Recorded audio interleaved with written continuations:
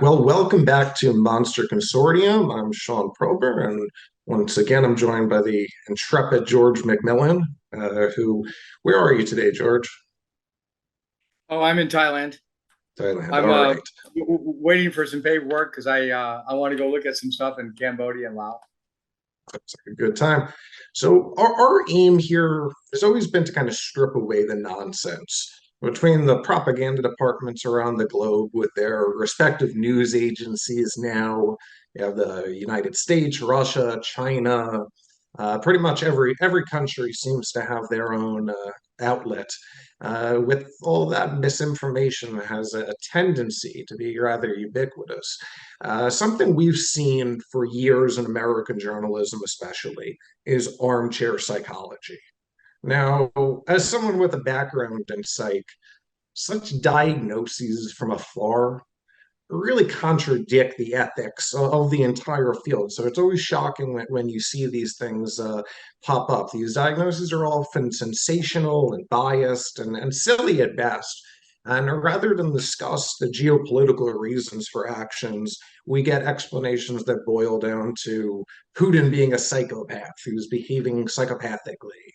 And this is kind of the foremost reason that around the globe, people tend to have little to no understanding of how to properly look at these subjects.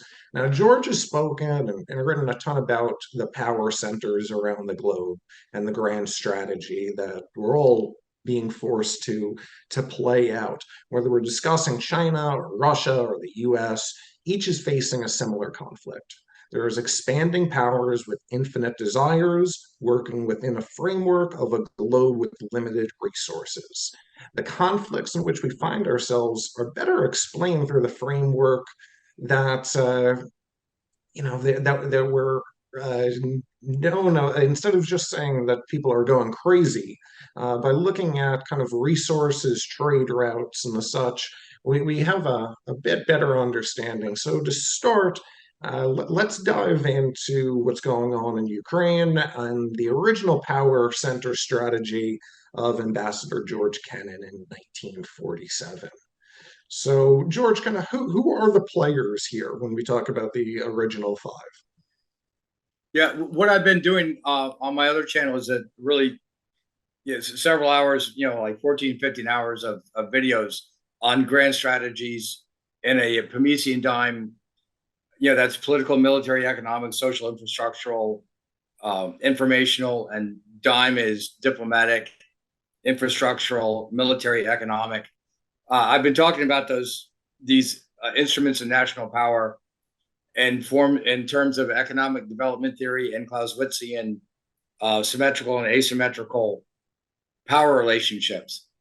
Because George Kennan was the ambassador to Moscow in 1947, and in his long telegram to the Treasury Department, they're asking him why the Soviet Union at the time was not joining the IMF, and he gave a 5,000 word telegram back explaining not just they're Marxists, so they don't want to interface with any form of capitalism. The hardcore Marxists can't stand the democratic socialists or the middle of the road socialists because they think they're not committed enough. So they didn't want to interfere. But the second part of that, he starts talking about how do you then contain the Soviet Union and communist expansion. So his long telegram is really noted for that. If we could move along. Here with Wesley Clark, he kind of describes exactly what you're just talking about right now, and an effort by the United States to take these Soviet client states and make sure that when expansion occurs from other power centers other than us, that they're going to have quite a problem with these countries being turned upside down. So let's hear what the general says. What happened at 9/11 is we didn't have a strategy, we didn't have bipartisan agreement, we didn't have American understanding of it, and we had instead a policy coup in this country. A coup. A policy coup. Some hard-nosed people took over the direction of American policy, and they never bothered to inform the rest of us. I went through the Pentagon 10 days after 9/11. I couldn't stay away from Mother Army. I went back there to see Don Rumsfeld. I'd worked for him as a White House fellow in the 1970s. All this is in the book. And I said, am I doing okay on CNN? He said, yeah, fine. He said, I'm thinking about it. He says, I read your book. And he said, this is a book that talks about the Kosovo campaign. And he said, I just want to tell you, he said, nobody's going to tell us where or when we can bomb. Nobody. He said, I'm thinking of calling this a floating coalition. What do you think about that? I said, well, sir, thanks for reading my book. And, he said, thanks, that's all the time I've got. Really? And I went downstairs. I was leaving the Pentagon, and an officer from the Joint Staff called me into his office and said, I want you to know, he said, sir, we're going to attack Iraq. And I said, why? He said, we don't know. Now, I would love to, in a future video, really break down Iraq, because I think we're both very interested in that concept. But for the purposes of this video not being 3 hours long, I think we can move it on. So with that said, as we talked about in our introduction, this Putin is crazy narrative is really set up to take people's eyes away from what's actually going on. So let's take a look at this Ann Applebaum on Ukraine and see what's going on. And the Army has also shown itself to be very creative. It uses what equipment it has, whether it's drones you can buy on the internet and kind of, they call it MacGyvering, fixing them up to be able to do other things they weren't supposed to be able to do. They're extremely creative. They use their weapons well. There is no hint, by the way, of any corruption to do with the Army. That all that is very straightforward. And the other thing that has been now, when people volunteer that there is no corruption, that's always a bad sign here. So, George, why don't you just tell us a little bit about what's going on over there, and maybe this will lead to the next slide a bit on what we're trying to counter. But we're not talking about somebody just being crazy, right? Yeah, I wanted to get into the Wesley Clark video just because he goes in and he finds out the United States has the rest of the video is they're going to attack 7 countries in 5 years, and they're already in Afghanistan. So that's going to be 8 countries in 5 years of regime change, nation building projects the United States is taking on. So he's talking about that. And then he ends that video by talking about who's making these decisions. He's asking that question because there hasn't been a president that's debated it. And there's other videos where he's asking the question, who's actually doing this?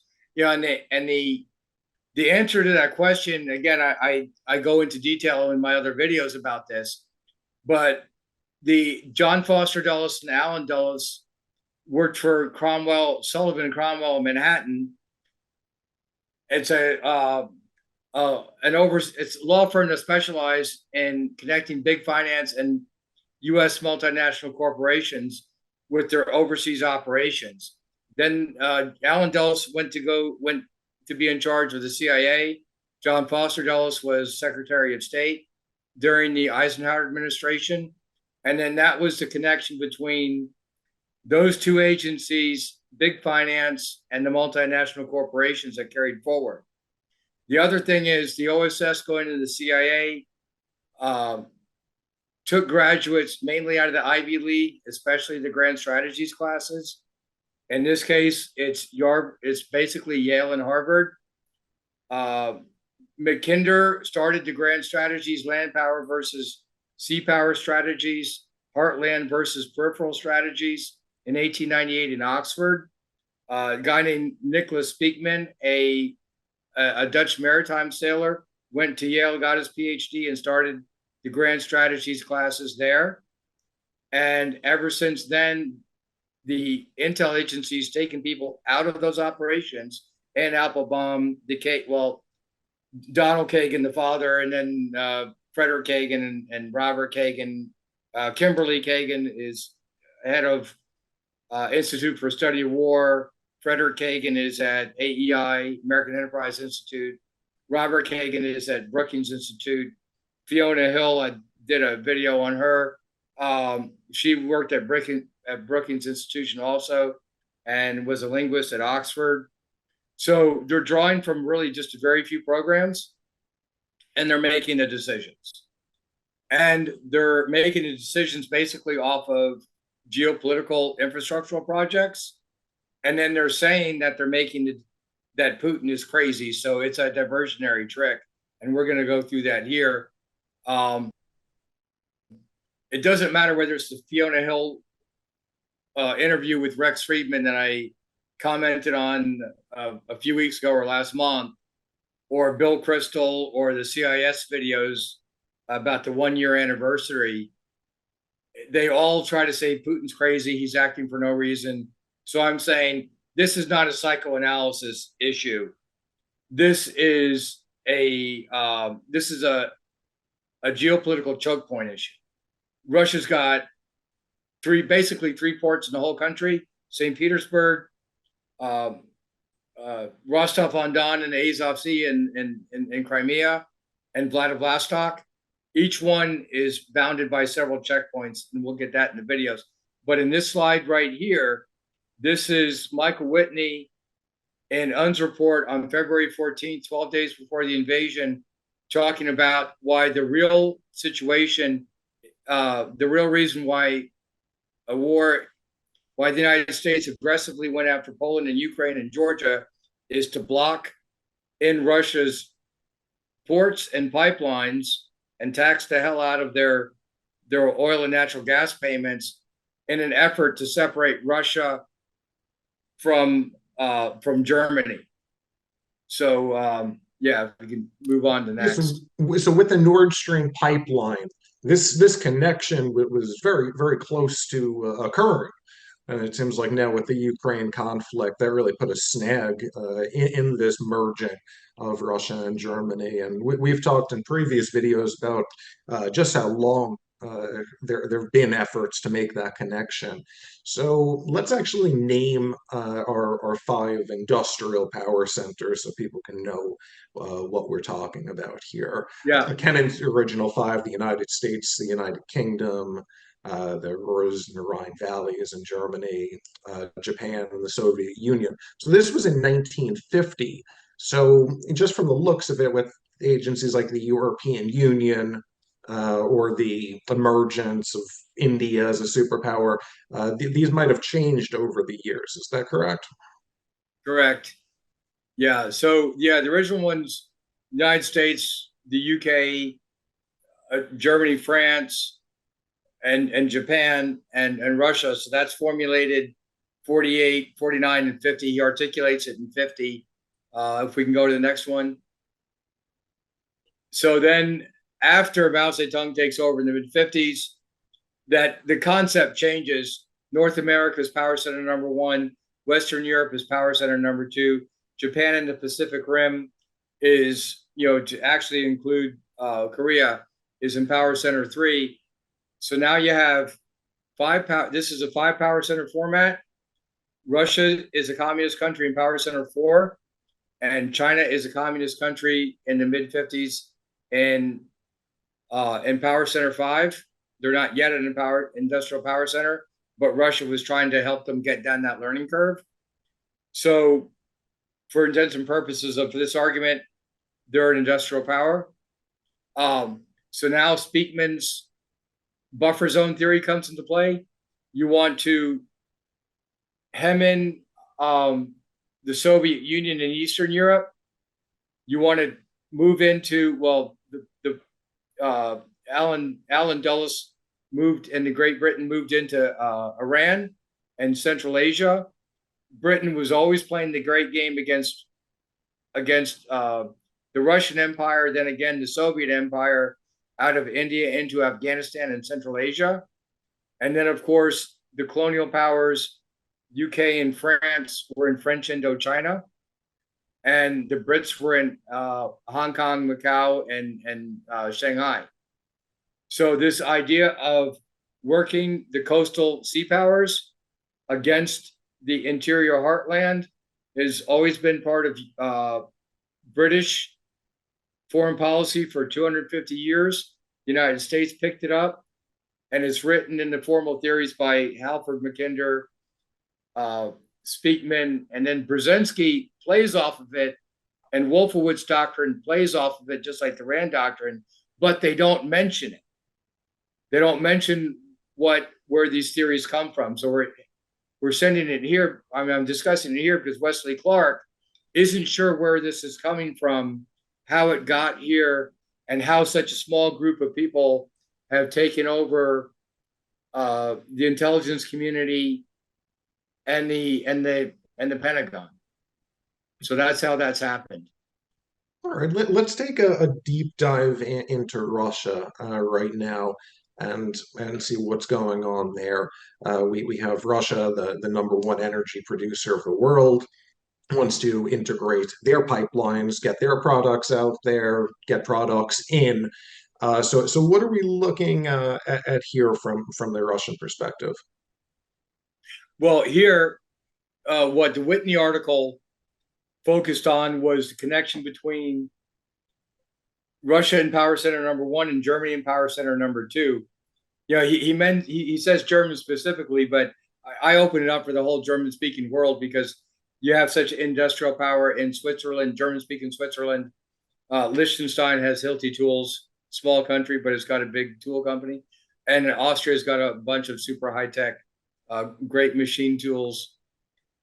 There also, what's should be noted here in connection to the Whitney article is if the Nord Streams go through,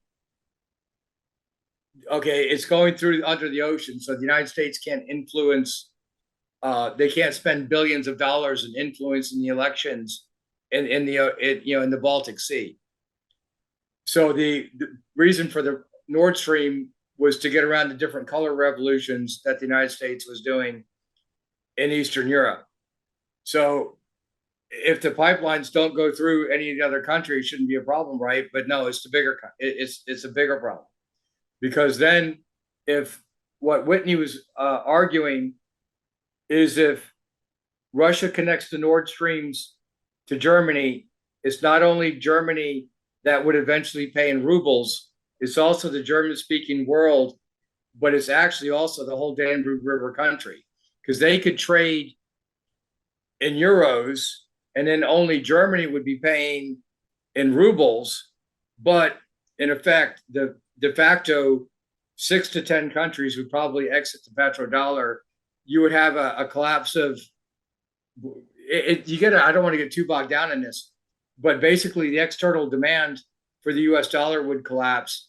And then we're $31 trillion in spent debt, national debt, where you got about another few trillion allocated, not spent, so about 34 trillion. And then with our unfunded liabilities for Medicaid, Social Security, pensions, we're actually at about $130 trillion in debt. So if the demand for the dollar drops, you have to spike inflation. Then at some point, the United States can't pay its budget because it's at larger portions of its tax income receipts would be going to the banks just to service the debt. So it's already at a point where we basically can't catch it. So the United States has to move to stop the Nord Stream in 2011, 2012. 2011 to 2014, it stopped a South Stream going from Novorossiysk over near Sochi in the eastern part of the Black Sea, going over to Varna, Bulgaria, because that would have just been like the Nord Stream. It goes underneath the water. You can't rig the elections. I mean, you can't influence the elections there. And you could supply the entire Danube River Valley. The purpose of taking over Poland and Ukraine is to separate Russia from the other Slavic countries. So that way you're dividing the Warsaw Pact countries from Russia, so they can't buy in rubles again. So that's in Speakman theory, it's a cordon sanitaire. So this separation, especially with Nord Stream, it's more than just symbolic. We actually have seen the destruction now of at least a part of the Nord Stream pipeline, and that's being blamed on Russia. Is there any motivation from the Russian standpoint that they would do something like that? Yeah, Doesn't seem to benefit them. On my Telegram channel, it's we war gamed it all summer. Once it got cold, the United States had to take. Well, the more and more protests that you have in Germany, the more likely they're going to pay in rubles on Nord Stream 1 and open up Nord Stream 2. So you're talking about going from 55 billion cubic feet per year to 110 billion cubic feet per year. So that's enough to not only supply Germany, but it's the whole German-speaking world. You have what that map kind of shows. I got other maps that show that, but this one's good enough for multiple things. You have a tremendous amount of oil and natural gas pipelines in Germany. So it's always been it's always been a hub for the rest of Europe. You can supply the rest of Europe just by coming into the pipelines in Germany. Mm-hmm. In the 80s, the Reagan administration blew up. They engineered software to blow up the Druzhba pipeline going into Belarus that feeds Poland, East Germany, and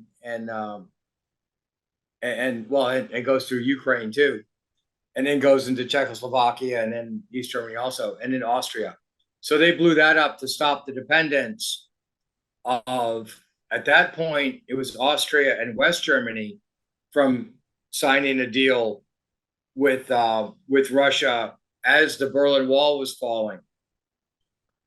Not only did that pipeline blow up that was going to feed Eastern and Western Germany, but then mysteriously, Alfred Herrhausen, the CEO of Deutsche Bank, who signed the agreement, was assassinated in a level 9 up-armored Mercedes by an EFP blast that would usually be attributed to a nation state. The United States attributed to Baader-Meinhof Group at the time, which at that point was really on its last legs. And recently, they backed that up by saying that Vladimir Putin, when he was in the KGB back then, was their handler. So the Russians must have done it. But the moral of the story here is it doesn't matter where the pipelines blow up, inside Russia or outside Russia. The point is to stop the end user from buying Russian gas at 1/7 the price of LNG, and then eventually paying in rubles and leaving the petrodollar. That's the fear, because if that shifts, then you're going to see industrial power of Germany and Russia increase. You're going to see the global political center of gravity shift from Washington and London to Berlin and Moscow. Let me stop there because we got more slide sets to go. All right, yeah, so we're going to jump into a little bit about the think tanks and the NGOs around the globe that have broken this down and have been pushing this grand strategy here. As we're seeing Russia loaded with all of their natural resources and spreading out. So this is something of a containment strategy here, that we want to prevent these resources from being able to dominate the market and leave us all alone with our spiked up costs. Yeah, see, the purpose of this map here is Russia is loaded with oil and natural gas over the whole country. So it can feed the other industrial powers. So here it's going to be Western Europe, the focus on Germany, and it's going to be India, and it's also going to be definitely China, because now they're the biggest producer, the world's manufacturing center. But Japan and Germany. Japan gets 95% of its oil and natural gas from the Middle East. China gets, I don't know, something like 70 or 80%. If Russia was allowed to send their gas, they wouldn't have to go through the Straits of Malacca at all. They could get it all over all over overland pipelines and infrastructural projects. So the United States has to really stop all of those infrastructural projects. So the increase of the pressure in Ukraine is to not just stop Germany and Russia from integrating like Whitney focuses on. What I'm doing is I'm shifting that focus to the pattern. The pattern replicates all across Eurasia.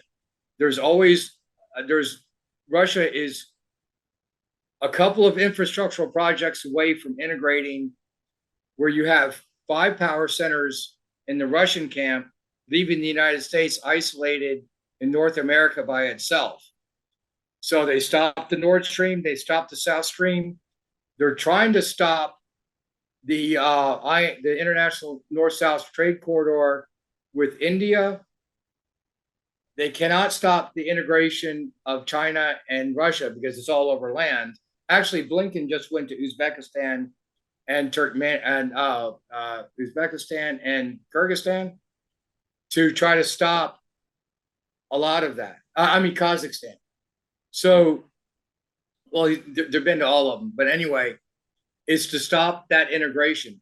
They can't stop China from integrating very much, but they have tried to use the sanctions to stop India and to stop Japan.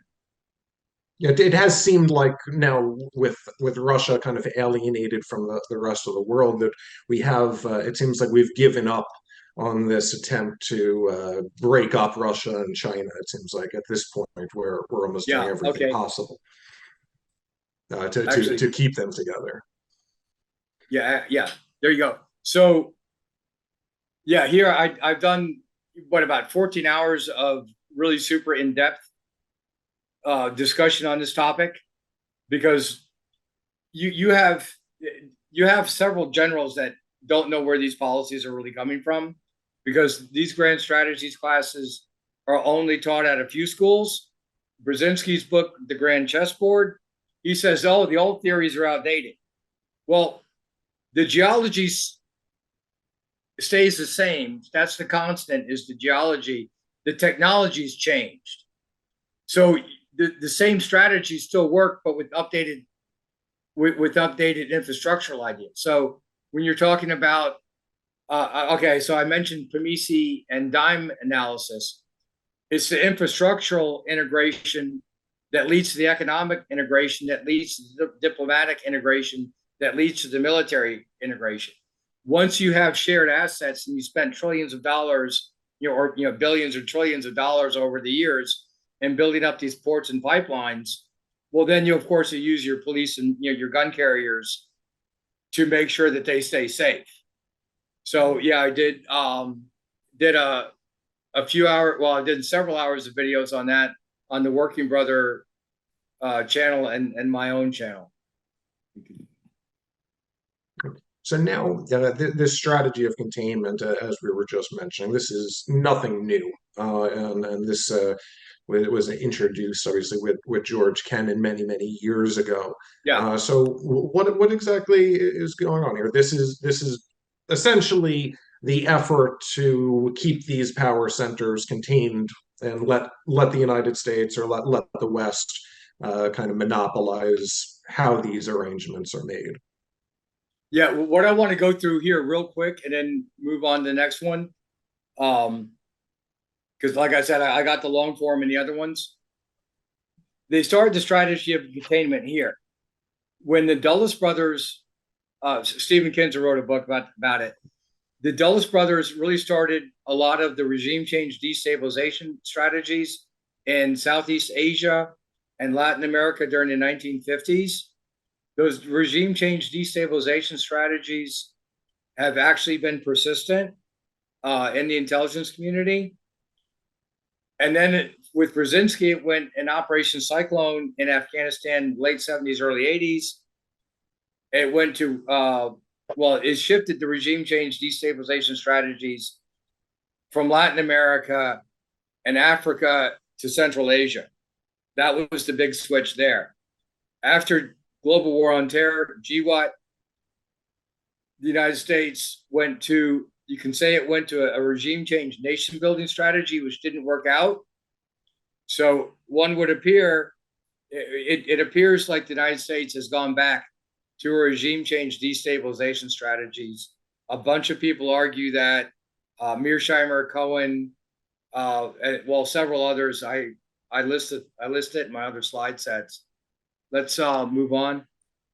Just a quick note on that. When we were hearing about Wesley Clark and his predictions, a lot of these came true almost immediately after that.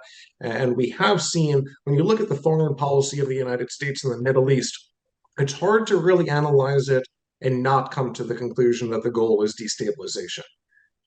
Massive funding Yeah, of specific groups against each other, constant changing about who should be in control. It would almost seem like that was the only logical explanation for a lot of these actions, going into Iraq and taking out Saddam and then immediately pulling out to leave ISIS occurring and all of that tragedy. So, with the international north-south transport corridor, we're going to connect a little bit to see what Russia was intending to get into Iran, to get into India, to get into China, and what exactly went wrong here.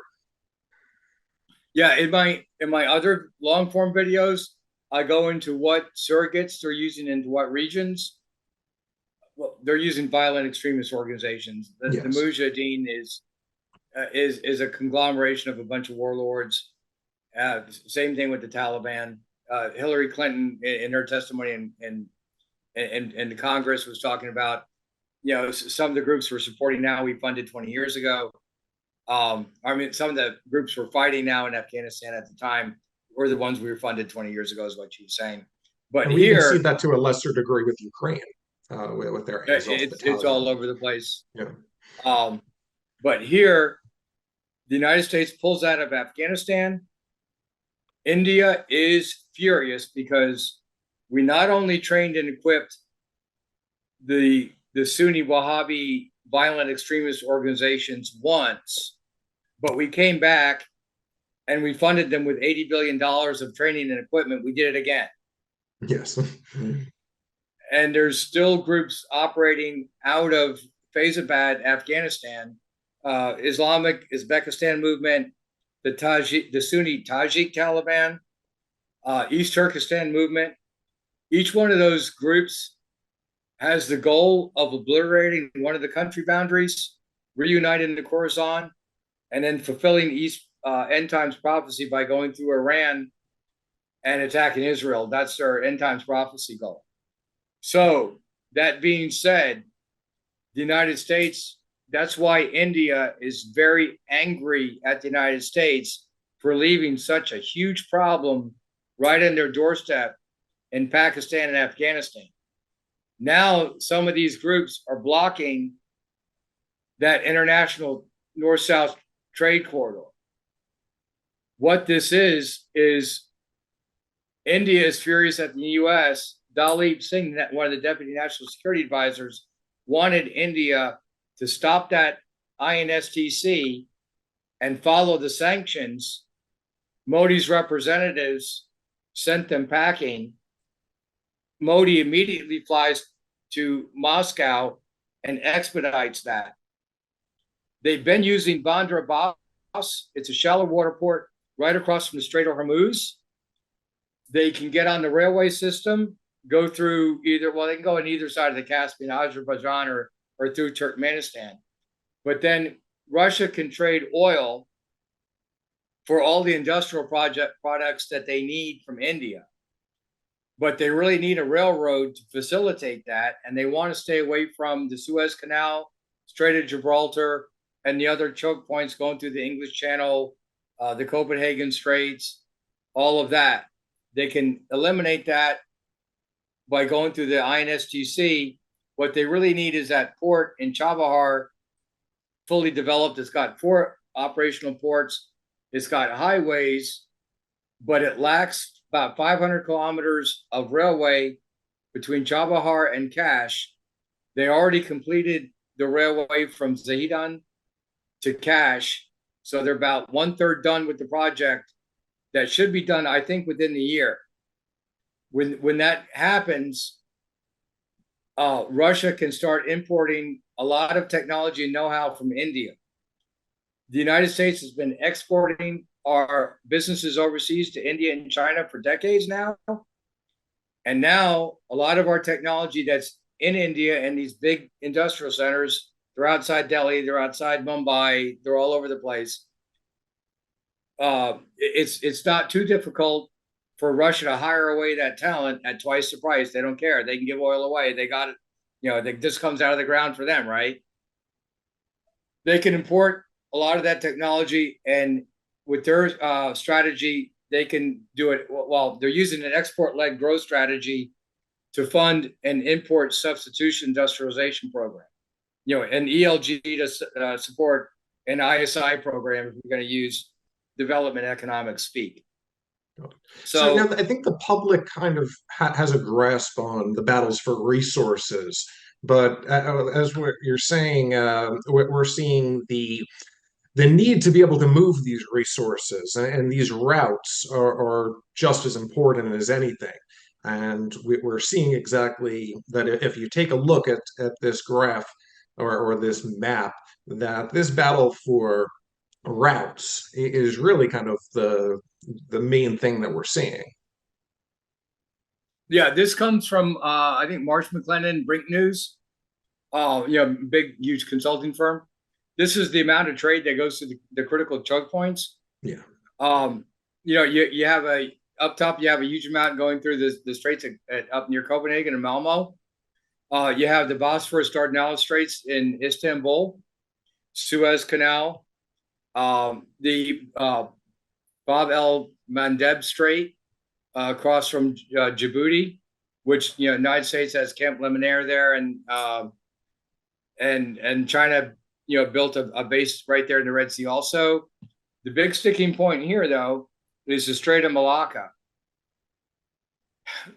China was self-sufficient during the 80s with oil and natural gas, but with their rampant industrialization and increase in living standards, their energy demand has gone sky high.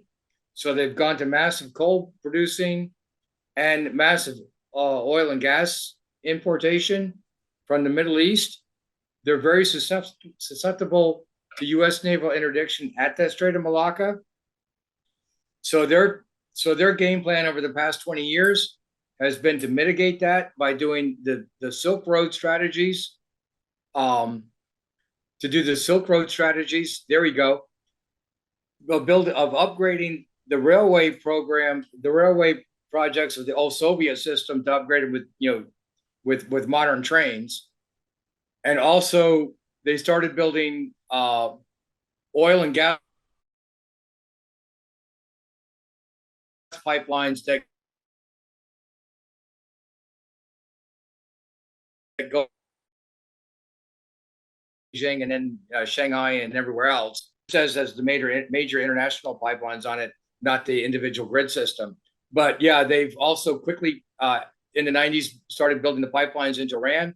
That helps Iran skirt U.S. sanctions, and they radically reduces their dependence on the Strait of Hormuz from Iranian oil. And now, since the Shia control the southern half of Iraq, where the Kurna and West Somalia oil fields are, they're gonna start having access to Iraqi oil as well. They're gonna be building more and more pipelines in that region to go east. So they're doing that to avoid all those choke points. Before I was talking about.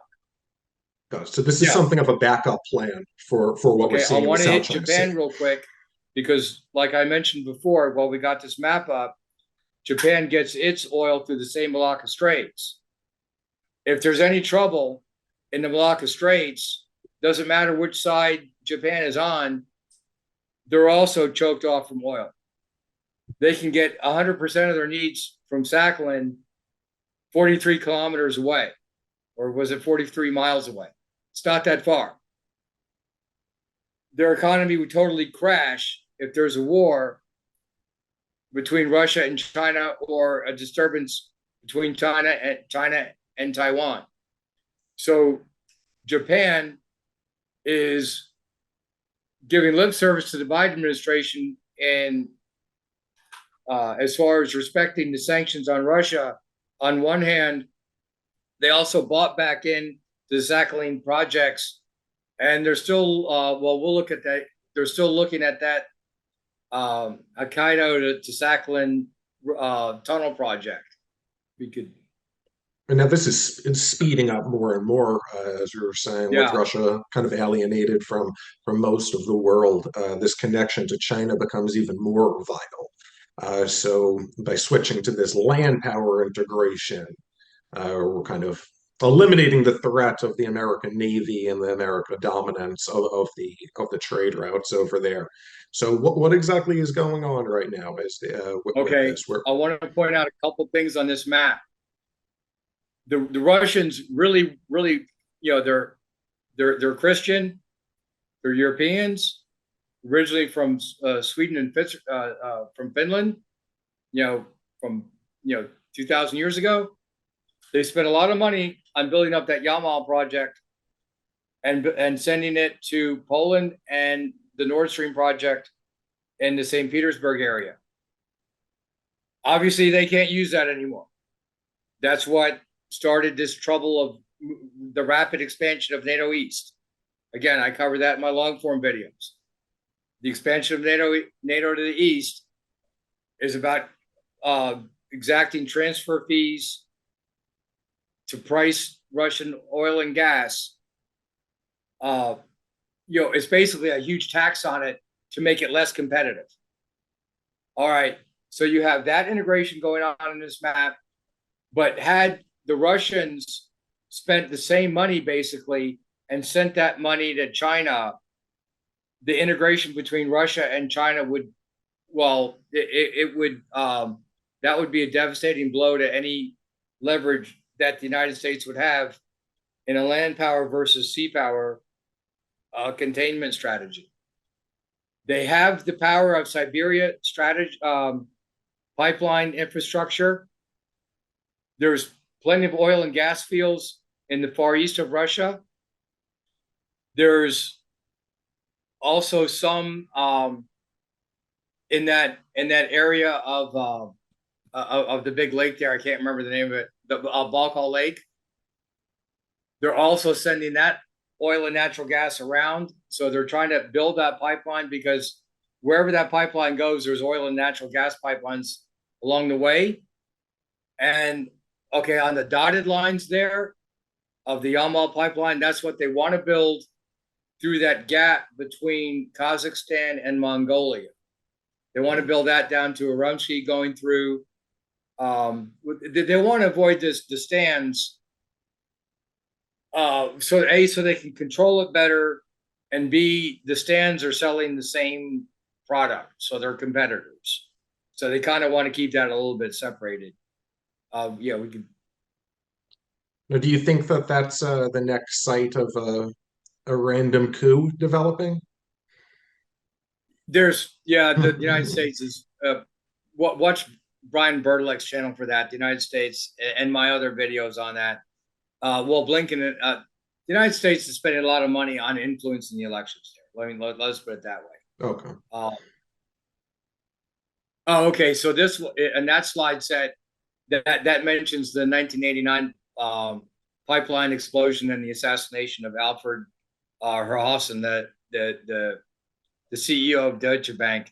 So obviously they're trying to send a message of don't sign any oil deals with Russia. Years later, Eric Schmidt and Angela Merkel did with Nord Stream. So,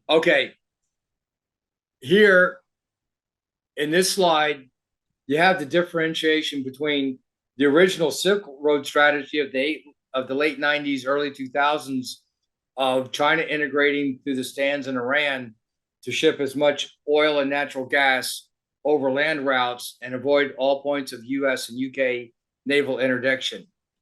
The Belt and Road Initiative difference is to mitigate, is to lessen the time that ships are actually in the water.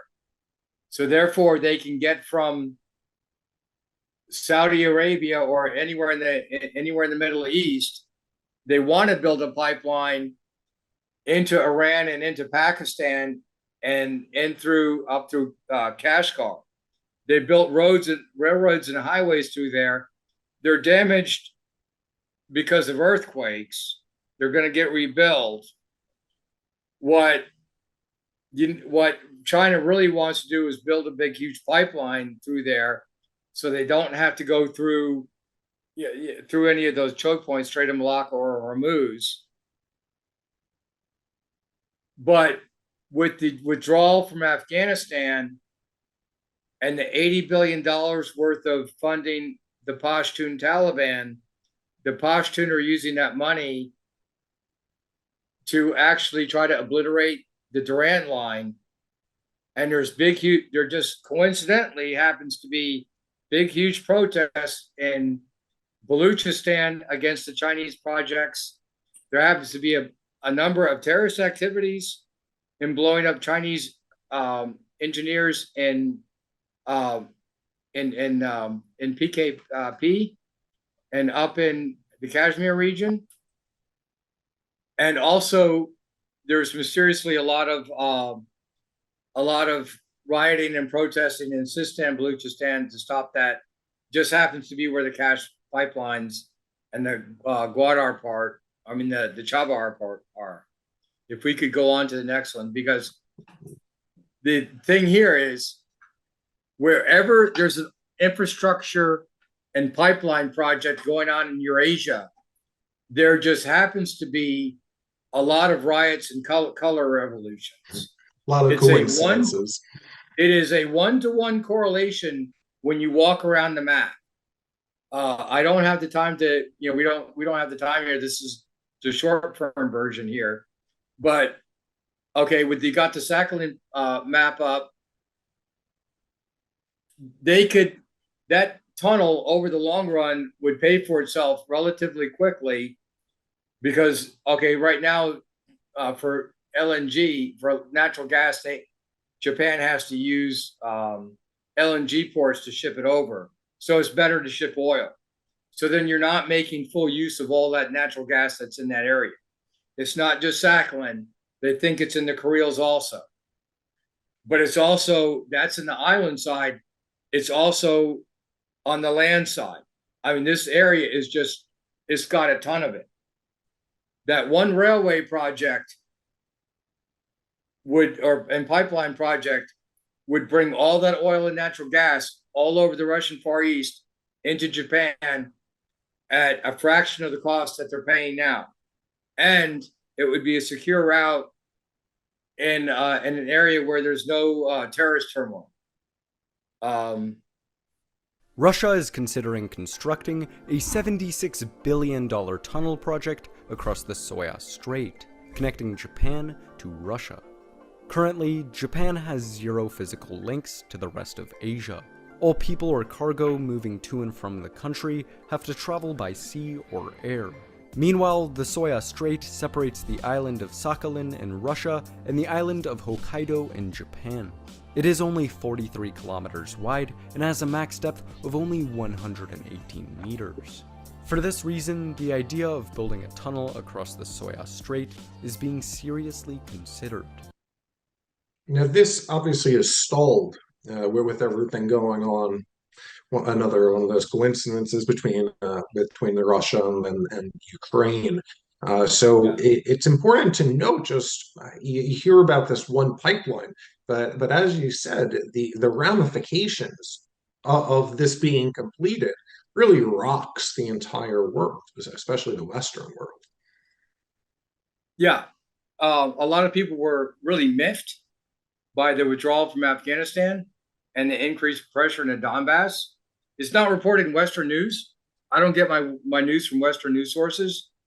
From living in this side of the world for so long, I get most of my news from India, because RAW, their research assistance wing, which is their intelligence agency, they're always tracking Russia. I'm sorry, China and Pakistani Inter-Service Intelligence Agency, ISI. ISI has been in close, has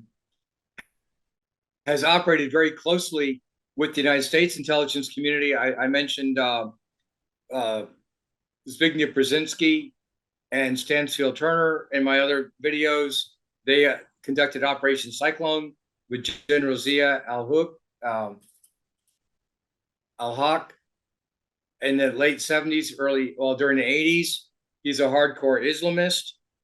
He's been working very closely with the oil sheikhs in the Arabian Peninsula to radically fund the Sunni Wahhabi madrasas in Pakistan since the 1970s.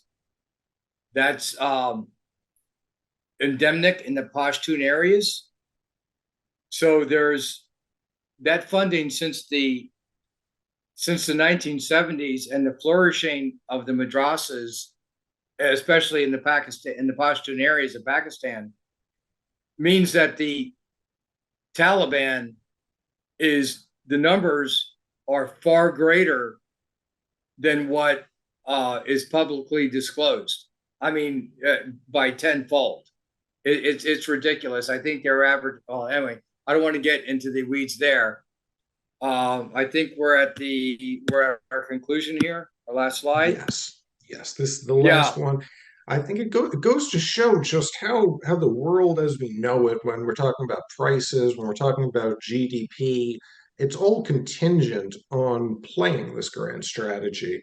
I think in America, especially in more libertarian quarters, there's so much of a fantasy of isolationism.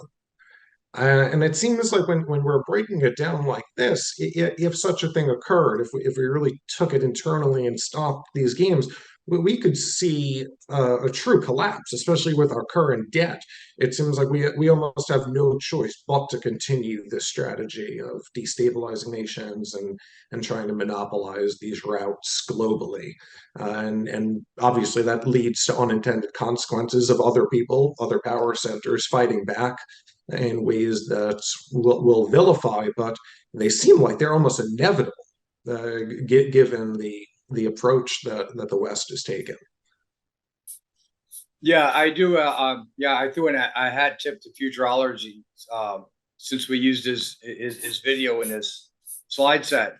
But the way I wanted to close this out was, the United States is really desperate in stopping Russia in power center number one from integrating with the other four power centers. So so then the United States would be isolated in North America by itself, which would be Ratzel and Haushofer were the Germans in the 1930s that had been advocating this, for those that want to know about the history of geostrategic thought. So the United States is using a Speakman strategy, if you want to put it in terms of the grand strategies, to stop and prevent a Haushofer strategy of integration between Russia and Germany, but also between China and Germany, because they were sending 30 trainloads of goods to Duisburg, Germany, in the Rhine Valley up until the invasion. Now they can't use that northern train route because of the sanctions. Well, because of the problems because of the riots and the protests and the destabilization efforts in Iran, now China can't use the southern corridor. So now they're having to switch to the middle corridor and offload in Kazakhstan or in Turkmenistan, ship their goods over the water to Baku, and then send it through cars and then Istanbul through Turkey. So these sanctions are really stopping so many of these infrastructural trade routes between Germany, Russia, and China, but also India, Iran, and Russia. So these sanctions are meant to block all the infrastructural projects that these countries have done for 30 years. Now, that being said, now people can make sense with the six power center strategy, why there's trouble all over Eurasia, and break out of that tunnel vision of focusing on the shiny object in Ukraine. You know, because get out of the tunnel vision, it's going on all over Eurasia. The option would have been if Russia and China integrated. I'm sorry. If you let Russia and Germany integrate and build economically advance Eastern Europe, the power center would have shifted from Russia and London to Berlin and Moscow. But then you would have had the four major power centers in the same camp against China. Now, the United States is overextended and probably cannot stop the integration of Russia with the four other candidates. And with the rising protests in Germany, you might eventually change governments in Germany that might want to integrate. So they might actually lose all the gambles, with the gamble of trying to be the only number one superpower instead of spreading the power out. They might create a circumstance where in the worst of both worlds of losing his superpower status and still have the center of the global center of power shift between Moscow and Beijing, instead of it being Berlin and Moscow.